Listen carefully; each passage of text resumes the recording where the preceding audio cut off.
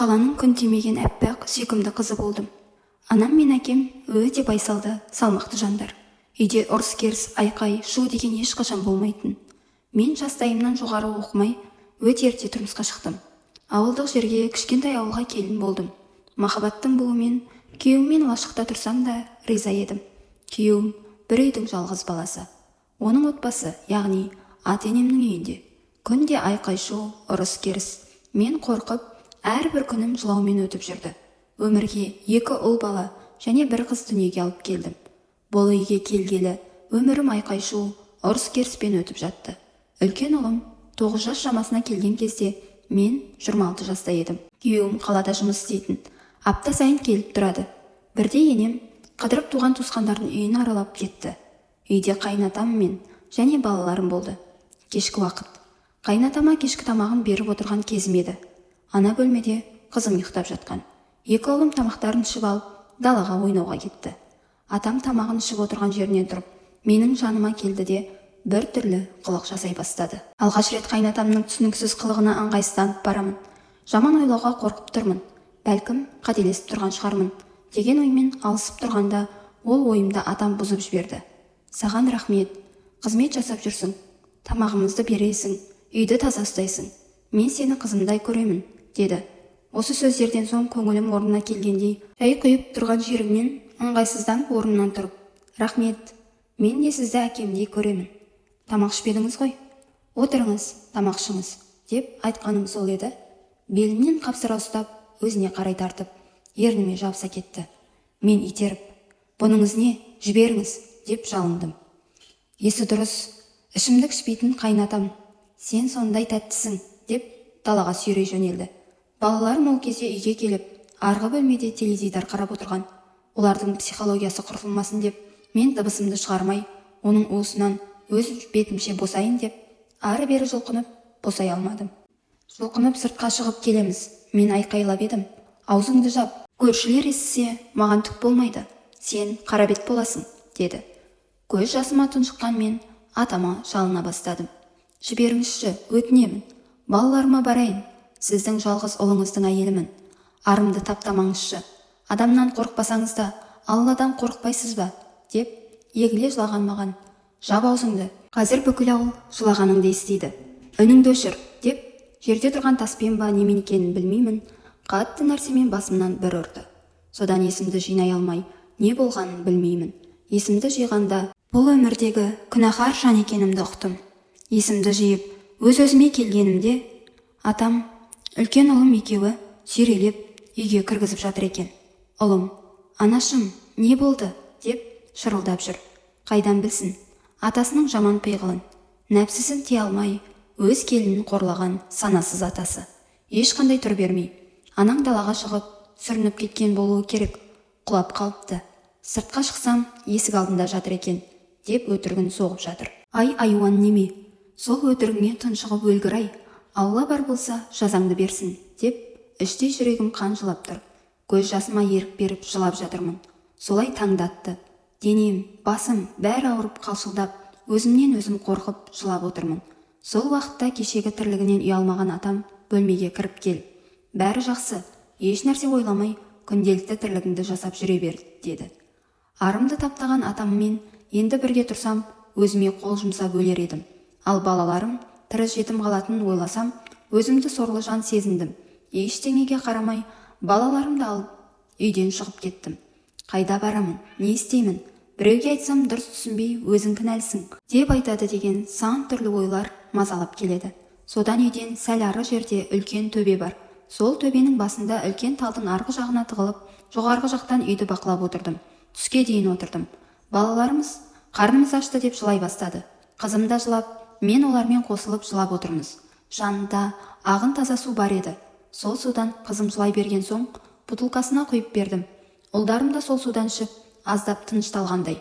Түстен кейінгі уақыт, атам үйден шығып кеткенін қарап тұрып, үйге қарай жүгірдім. Асығыс балаларымның киімдерін сумкаға жинап, азғантай ақшамды, құжаттарымды алып, күйеуім жұмыс жасайтын қалаға қарай жолға шықтым. Тек керекті заттарды тез жинап, қалаға қарай шықтық. Жол бойында тұрмыз. Қалтамда аз ғана ақша. Бәріміздің жол ақымызға жетпейді. Көліктерді тоқтатып едім. тоқтайды, бірақ ақшаны айтқан кезде ешкім алмайды. Содан күтіп тұра бердім. Артқа қайтар жол жоқ. Егер қайта барсам, өзіме қол жұмсаймын. Үмітпен бірге көлік ала кетер деп, қалаға қарай жаяу жүре бердім. Кеш болып, даланы қара түнек жайлай бастады. Үйден алып шыққан нанымыз да біте бастаған, суымыз да бітті. Тас қараңғы жолда 3 баламен сүйретіле келе жатырмыз. Иманы бар бір кісі көлігін тоқтатып, қалаға барасың ба? Деп сұрады. Иә, аға, бірақ ақшам жетпейді деп айтқан едім. Қане, отыра ғой, деп жылы жүзбен қарады. Бір шама уақыттан соң қалаға жеткізіп салды. Балаларыма су беріп, керекті мекен жайға жеткен кезде қолындағы бар ақшаны тиын тебенімен қоса үстіне тағы ақша қосып берді. Қандай мейірімді жан еді. Алланың разылығы үшін көп рахмет деп рахметімді айтып түсіп қалдым. Күйеуімнің қалада үйі бар еді. Жалғыз ол болған соң әке-шешесі бұрын қаладан алып қойған. Ол сол үйде тұрып оқу оқыды. Кейін екеуміз танысып үйленіп, біраз уақыт ауылда тұрдық. Содан ол диплом бойынша қалаға жұмысқа кіріп, қалада тұра бастады. Әр аптаның жұма күні жұмыстан кейін бізге ауылға келіп, жексенбі күні кешке қалаға қайтатын. Сол үйдің алдында тұрмын. Өзімді қолға алып, балаларыммен лифтке көтеріліп, бізбен бірге лифтке бір ішіп алған қыз бен жігіт кірді. Олар да мен баратын қабатты таңдады. Қолдарындағы пакетте ішімдігі бар. Менің көзім жылап-жылап ісіп кеткен. Балалар да әбден шаршаған. Басымды төмен қаратып тұрмын, іскен көздерімді көрмесін деп. Қызым жылай берді. Содан керекті қабатқа тоқтады. Лифтіден шығып, менің артымнан олар мен барған квартираға беттеді. Мен есікті тартып қалсам, ашық екен. Ішінде көп адамдар жүр. Жаңаға ішіп алған қыз бен жігіт, сіздер кімсіздер? Деп сұрады. Мен үндемей тұрып қалдым. Ішіп алған екеуі мен тұтқасын ұстап тұрған есікке кірді де, тартып есікті жауып алды. Мен не істерімді білмей тұрып қалдым. Қызым тағы жылай бастады. Сол уақытта есіктен бір қыз шықты. Менің жасым сол кезде 26-да болса, ол қыз 19-20 шамасында. Ол өте қатты боянып алған. Үстінен шылым мен арақтың иісі иіс сумен араласып шығып тұр. Мен сөйлейін деп жатқанда ол алдымен балаңның аузын жап, бұйыра сөйледі. Қызымның соскасын аузына салып жылап тұрмын. Сен кімге келдің? Мұнда не қып тұрсың? Деп қайта сұрады. Менің әл-дәрменім қалмаған.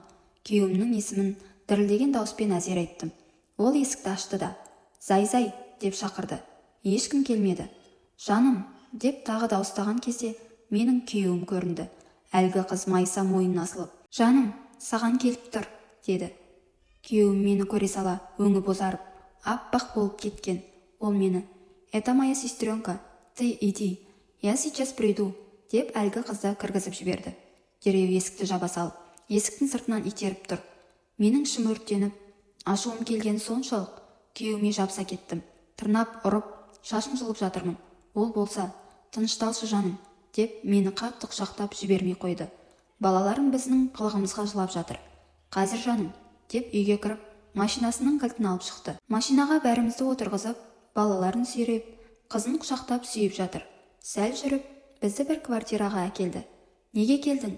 деп сұрай алмады. Ол өзі қалай бұл жағдайдан шығып кетерін ойлап басы қатты. Мен де ештеңе демедім. Бізді жайғастырып, өз үйден шығып кеткен. Мен әлі күйзелістен шыға алмай отырмын. Қолымнан тек жылау ғана келеді. Сол жын ойнағына қайта кетті деп ойладым. Бірақ 30-40 минуттан соң қайта келген күйеуімнің қолында ресторанның тамақтары және гүлі бар еді. Кешірім гүлі. Балаларына да ойыншықтар ала келіпті. Түн ортасы еді. Жолдан өте қатты шаршаған балалар ұйықтап қалды. Мен бір нүктеге қараған күйі отырмын. Көзімнен жасым тоқтар емес. Күйеуім келгеніне де мән бермей отыра бердім. Ол келіп, балаларды қайта сүйіп шықты да дастархан жасады. Телефоны қайта-қайта шырылдаған соң алды да өшіріп тастады. Сосын қимылсыз отырған мені құшақтап, гүлін берді. Мен ол гүлді лақтырып жібердім. Күйеуім болса, «Кешірші жаным, маған олар керек емес, тек сені ғана сүйемін. Бағанаға көргенің уақыт өткізу үшін ғана. Ер адамға ол керек нәрсе. Дәретханаға барып келгенде ғана ол нәрсе» деп құшақтай бастады. Ол құшақтаған сайын менің жүрегім сыздай түсті. Мен мұнда еріксіз күнәһар болсам, бұл қалада ерігіп күнә жасап жүр екен. Қанша жерден күйеуіме ренжісем де, оны кешірдім. Әлде жылулық қаладым ба, құшағында үнсіз жылап отыра бердім. Ол мені еркелетіп, құшақтап, кешірімімді алды. Ваннаға барып беті қолымды жуып, дастарханға әкеліп, тамақтанғандай болдық. Менің жүрегімде бір нәрсе тығылып тұрғандай, аш болсам да еш нәрсеге тәбетім тартпады. Таң атайын деп қалған уақыт. мені жетектеп жүр.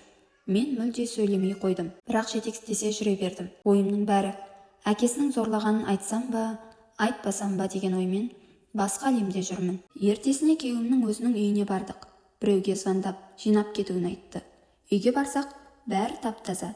Кеш бата шешесі қонақтан келгенде, менің жоқ екенімді көріп баласына звондап, сенің қатының қашып кетті деді. Ол кезде мен жанында отырғанмын. Күйеуім мені ақтап әлек. Бізге бөлек тұрған өте қиын. Мен алып кеттім. Ешқайда да қашқан жоқ. Әкем екеуміз жерге қарап тұрған кәрі емессіздер.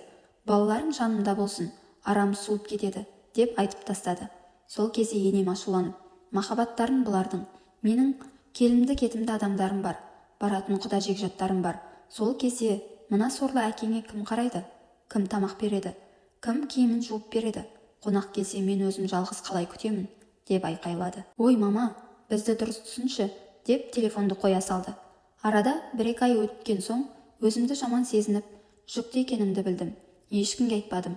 Енді не істеймін деген ой қайта-қайта мазалай берді. Содан жүктілігімді біліп, іштей өзімді жей бердім.